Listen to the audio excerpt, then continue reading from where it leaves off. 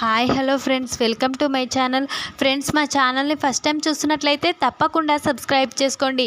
అలాగే వీడియో నచ్చినట్లయితే తప్పకుండా లైక్ చేయండి. స్టోరీలోకి వెళ్ళినట్లయితే ఈరోజైతే సీనుకైతే పెళ్ళి జరిపించబోతున్న ఆనంది గంగవ్వ మేరకు అలేఖ్యకి సీనుకి పెళ్ళి జరిపించాలని ఆనంది నిర్ణయించుకుంటుంది. ఆనంది అలేఖ్య సీనుకి పెళ్లి జరిపించబోతున్న ఆనంది గురించి తెలుసుకొని ఆనంది చెంప పలగొట్టి అలేఖ్యని తిరిగి పెళ్లి చేసుకోబోతున్న ఆదిత్య. అది ఎలాగో తెలియాలంటే వీడియోని స్కిప్ చేయకుండా చివరి దాకా చూడండి. ఆనంది అయితే చాలా సంతోషంతో ఉంటుంది కదా. ఇటు సునంద ఫ్యామిలీ, అటు జ్యోతి ఫ్యామిలీ కలిసిపోవడాన్ని చూసి తను సంతోషాన్ని చాలా సంతోషపడుతూ ఉంటుంది ఆనంది అయితే. అప్పుడే ఇదే సమయంలో సీను గానికి కూడా ఒక మంచి సంబంధం వస్తే తనకి పెళ్లి జరిపిపోతే అయిపోయేది. వాడు కూడా చాలా సంతోషంగా ఉండేవాడు. నా కోసం ఎంతగా చేశాడో ఈరోజు ఆదిత్య గారు నడవడానికి కారణం వాడు కూడా సగభాగం అని ఆనంది అయితే సీను గురించే ఆలోచిస్తూ ఉంటుంది. వెంటనే సీను గానికి పెళ్లి జరిపించమని అవ్వని అడగాలి. అవ్వని తొందరగా ఒక అమ్మాయిని దొరకబట్టి సీనుగానికి పెళ్లి జరిపించమని చెప్పాలి అని ఆనంది వెంటనే గంగవ్వ సీను ఇంటికైతే వెళ్తుంది. అప్పుడే అవ్వ, సీనుగాడు ఎక్కడున్నాడు, సీను కనిపించడం లేదు అని ఆనంది అవ్వని అడుగుతూ ఉంటుంది. లేదమ్మా కుట్టి, నువ్వు ఇలా వచ్చినందుకు చాలా సంతోషంగా ఉంది. నువ్వు ఈ సంతోషాన్ని వెలకట్టలేనమ్మా.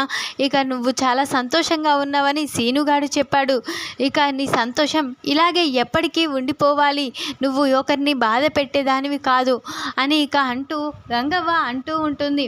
అప్పుడే సీను గురించి నిన్ను ఒకటి అడగాలవ్వా, అందుకే ఇక్కడికి వచ్చాను అని ఆనంది అంటూ ఉంటుంది. ఏంటమ్మా, ఏంటి అని గంగవ్వ అడుగుతూ ఉండగా అప్పుడే సీను గానికి పెళ్లి జరిపిస్తే మనకి వాడు కూడా తన కుటుంబంతో సంతోషంగా ఉంటాడు కదా, తన భార్యతో. ఆ నిర్ణయానికి వచ్చాను. సీను గానికి తొందరగా పెళ్లి జరిపిస్తే బాగుండు. ఎక్కడైనా సంబంధం చూస్తే వెంటనే అమ్మాయి వానికి నచ్చితే ఖచ్చితంగా పెళ్లి జరిపించాలని నిర్ణయించుకున్నాను. నీ సమాధానం ఏంటవ్వా అని ఆనంది అడుగుతూ ఉంటుంది. అంతకంటే మంచి ఆలోచన ఎవరికి రాదు ఆనంది. నువ్వు ఎవరిని బాధ పెట్టే పని ఎప్పటికీ చేయవు.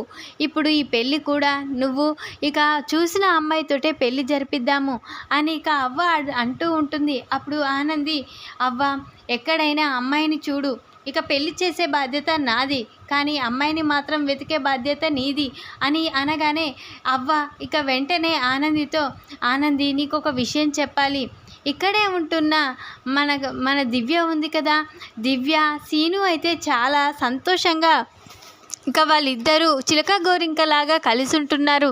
వాళ్ళిద్దరిని జంటగా చేస్తే బాగుంటుందని నాకు అనిపిస్తుంది అని గంగవ్వ అంటూ ఉంటుంది. అప్పుడు ఆనంది, ఏంటవ్వా, దివ్యకి గతం గుర్తుకు లేదు.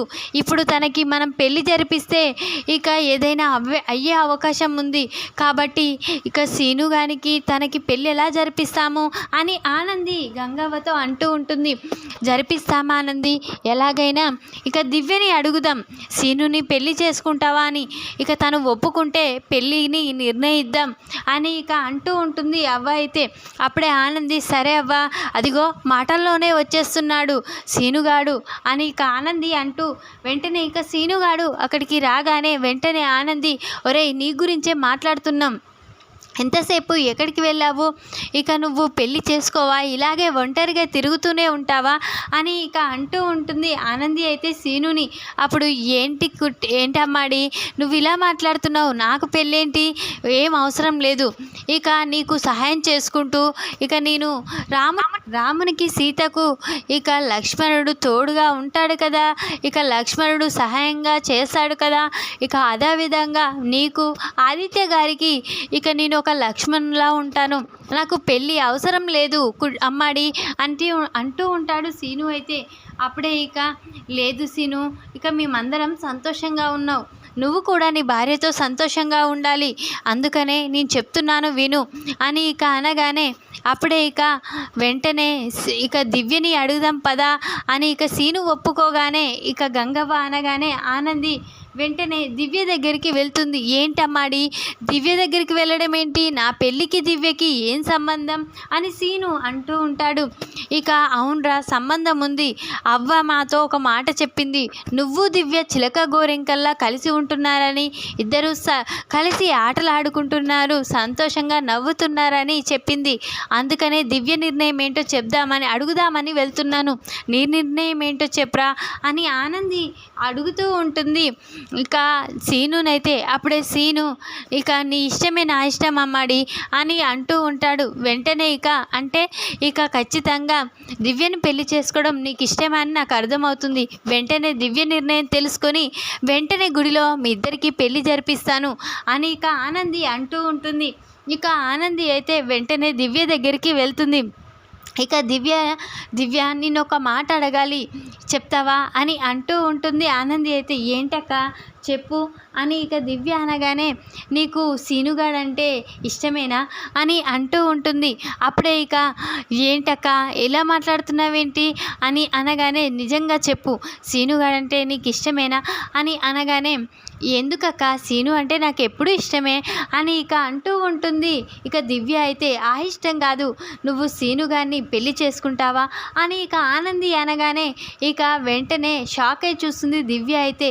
ఏంటక్క, నేను సీనుని పెళ్లి చేసుకోవడం ఏంటి అని అనగానే నేనే చెప్తున్నాను, అందుకే అడుగుతున్నాను, సీనుని నువ్వు పెళ్లి చేసుకుంటావా అని అనగానే ఏమో అక్క, సీను నిర్ణయమే నా నిర్ణయం ఇక అని అనగానే సీను ఒప్పుకున్నాడు అని అనగానే దివ్య నేను కూడా ఒప్పుకుంటున్నానక్క నీకోసం అని ఇక దివ్య అంటూ ఉంటుంది.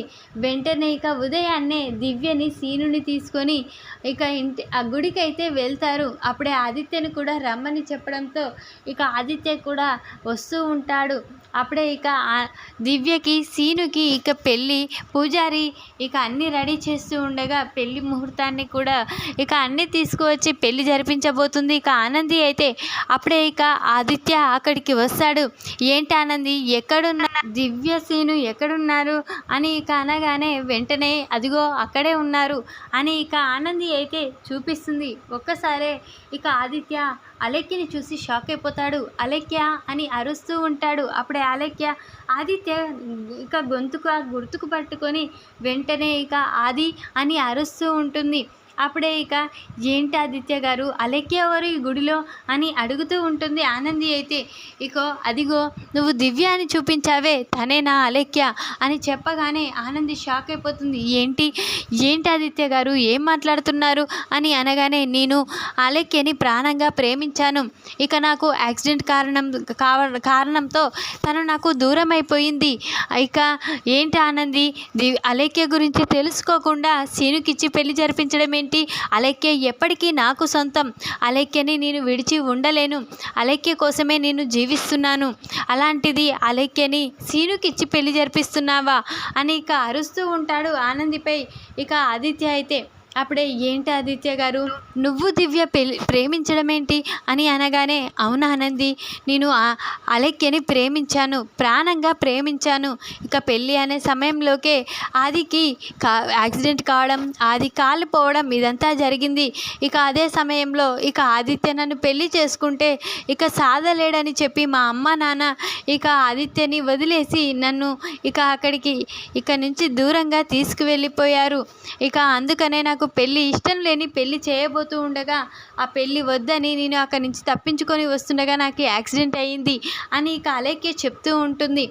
అప్పుడే ఇక అలెక్య మాటలు విన్న ఆనంది షాక్ అయిపోతుంది. వెంటనే ఆదిత్య, ఆనంది నాకు ఎప్పటికీ అలెక్యే కావాలి, అలెక్య కోసమే నేనున్నాను కాబట్టి ఇక నేను ఈ గుడిలో అలెక్య మెడలో తాళి కడతాను, మరోసారి మా ఇద్దరి ఇక విషయంలో ఎవరు తలదూర్చకూడదు అని అంటూ ఉంటాడు. ఇక ఆదిత్య అయితే అప్పుడే ఇక ఆనంది కుమిలిపోతూ ఉంటుంది.